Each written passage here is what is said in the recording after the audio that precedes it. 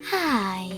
In front of me is Realme 11 Pro, and today I would like to show you how you can change default apps.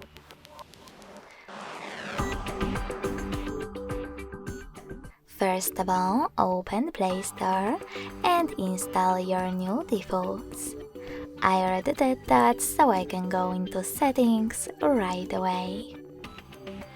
In settings, scroll down to access apps. Then click on default apps and finally tap on one of those options. I want to change my browser app, so I have to click here.